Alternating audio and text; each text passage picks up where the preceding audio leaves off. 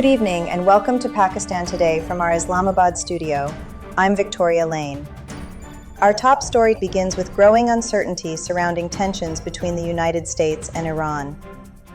U.S. President Donald Trump has reportedly told aides he would consider ending the ceasefire with Iran if Tehran is found responsible for the killing of American troops.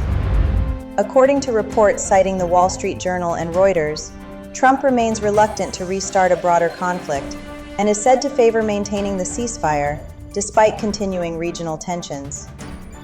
The developments come as diplomatic efforts continue to prevent further escalation between Washington and Tehran. Meanwhile, political pressure is also building inside Washington. The U.S. House of Representatives has passed a resolution urging President Trump to end military operations against Iran. The measure was approved by a narrow margin of 215 votes to 208. With several Republicans joining Democrats in support. Although the resolution remains largely symbolic and still requires Senate approval, analysts say it reflects growing bipartisan concern over the prolonged conflict and questions surrounding the administration's military strategy.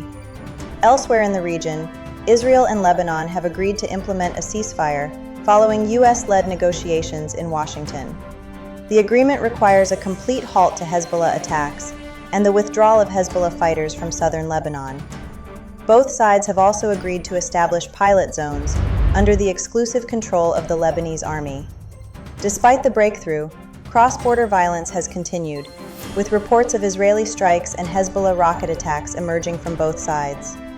Additional negotiations are expected later this month as efforts continue toward a broader agreement. Back home, Pakistan's federal government has launched consultations with police departments across the country for a new national internal security policy covering the years 2026 to 2030. The proposed framework aims to centralize police operations, improve intelligence sharing between provinces, integrate criminal databases, and strengthen efforts against terror financing. For more on this story, we go to our Islamabad correspondent Sarah William. Officials involved in the consultation process say the proposed security framework seeks to improve coordination among law enforcement agencies operating at both federal and provincial levels. The upcoming National Police Management Board meeting is expected to gather input from all provinces as well as Azad Kashmir and Gilgit-Baltistan. Authorities believe improved intelligence integration could help accelerate responses to emerging security threats. Government officials also maintain that strengthening institutional coordination remains central to Pakistan's long-term counterterrorism strategy. Thank you, Sarah. Moving on, Pakistan and Barrick Mining Corporation are reviewing security arrangements for the multi-billion-dollar Reko Diq copper-gold project amid the prevailing security situation. Officials say possible upgrades to site protection could increase overall project costs.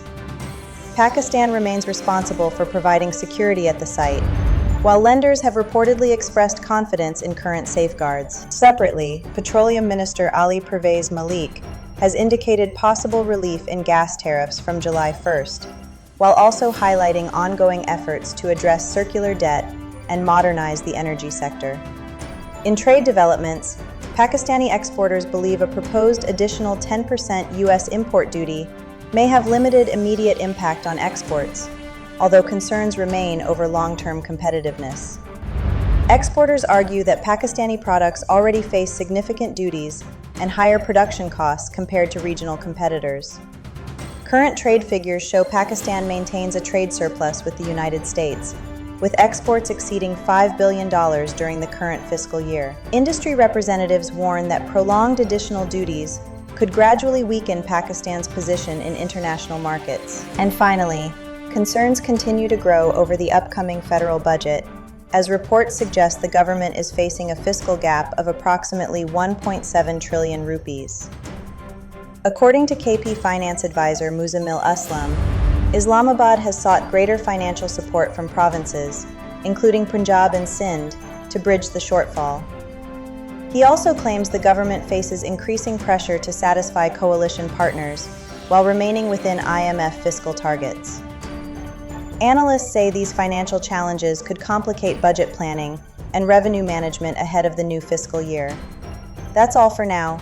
You're watching Pakistan Today. I'm Victoria Lane.